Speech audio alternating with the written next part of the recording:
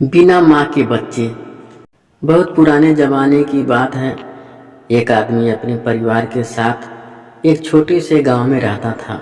जब उसके बच्चे छोटे ही थे कि माँ की मृत्यु हो गई। बच्चों की देखभाल के लिए पति को दूसरी शादी करनी पड़ी। कुछ सालों के बाद सौतेली माँ भी 2 बच्चों की माँ बन गई। अब चारों भाई बहन एक साथ रहते थे। कुछ समय के बाद सौतेली माँ एकदम बदल गई। वह अपने बच्चों को अच्छा खाना खिलाती थी, अच्छे रंगीन कपड़े पहनाती थी और सौतेले बच्चों को पुराने कपड़े पहनाती थी।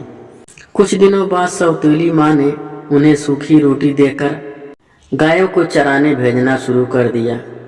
अब वे दिन भर गायों को चराने जाते और भूखे प्यासे शाम को घर आते थे।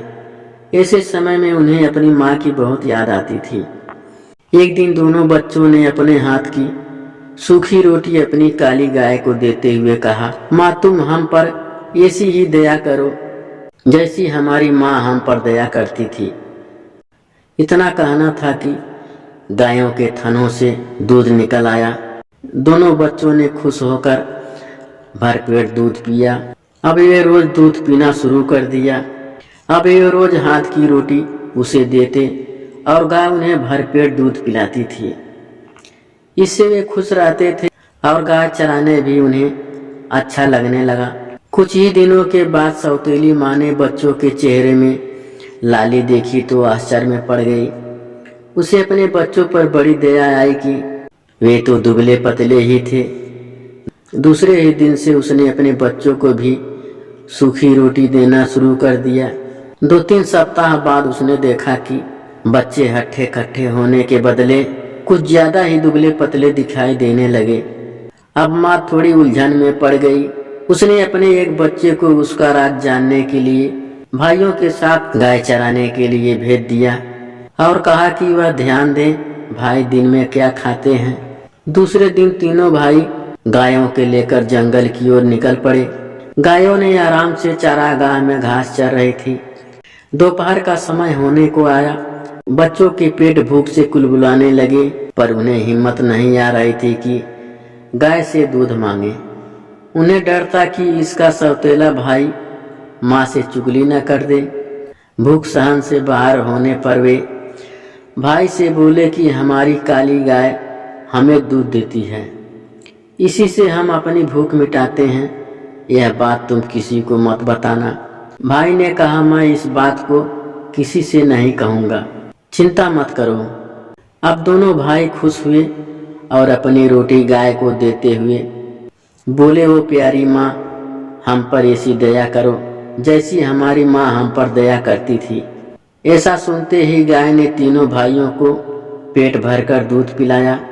शाम होने पर तीनों भाई गायों को लेकर घर आए तो माँ ने अपने बेटे से पूछा, तुमने चारागाह में क्या खाया?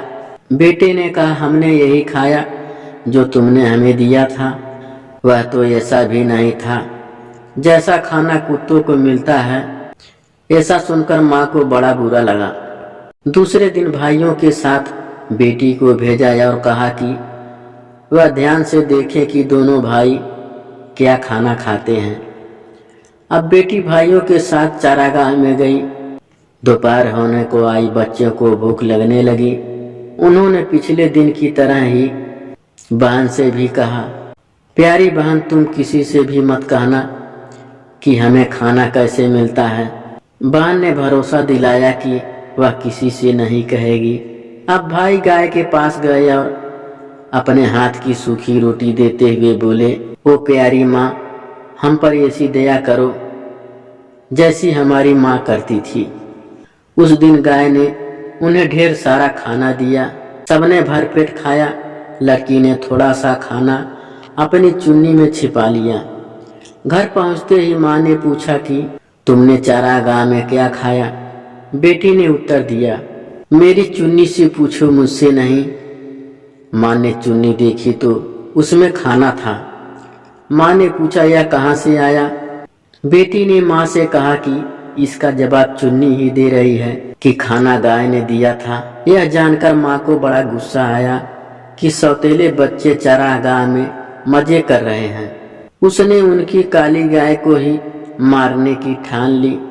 उसने बीमार होने का बहाना करके बर्द से कहा कि वह उसके पति से कहे कि काली गाय का मांस खाकर ही वह अच्छी हो सकती है। बर्द ने ऐसा ही किया। उसके पति को कहा कि उनके घर की काली गाय को ही मारना होगा। बाप ने तुरंत ही बच्चों को समाचार भेजा कि माँ को बचाने के लिए उन्हें काली गाय को मारना होगा। उसे लेने वे चारागाह में आ रहे हैं। यह सुनकर दोनों बच्चे गाय के गले में हाथ डालकर रोने लगे। तभी बाप व बेटे चारागाह पर आ पहुंचे। उन्होंने गाय के गले से लिपटे बच्चे के हाथों को हटाकर उन्हें दूर किया और घर को चल पड़े। बच्चे भी पीछे पीछे घर आए और पिता से कहा, पिताजी इसे नहीं मारें, नहीं तो हम फिर से बिना माँ के हो जाएंगे। उनकी बात पर सबने उनकी खिल्ली उड़ाई और उसी समय गाय को मार दिया गया। माँ ने उसका मांस खाया, उसके पति व बच्चे ने भी खाया, लेकिन इन दोनों भाइयों की आंखों से आंसुओं की धार बहती रही। वे कुछ भी नहीं बोले और जो मांस उन्हें मिला उसे वे अपने खेत में ले गए। उसके बाद आसपास लकड़ी इकट्ठा करके उसका दाह संस्कार किया। उससे जो राख बनी उसे अपने चारागाह में ले गए। वहां उन्होंने एक गड्ढा खोदा और जो अर्थियां बची थी उन्हें वह राख को दफना दिया। दूसरे दिन से दोनों भाई फिर से गाय चराने जाने लगे। फर्क इतना ही था कि काली गाय उसके साथ नहीं थी। वे रोज चारागाह में अपनी गाय की अस्थियों के साथ जाकर प्रेम के 2 आंसू बहाकर दूसरी गायों के साथ घर लौट आते।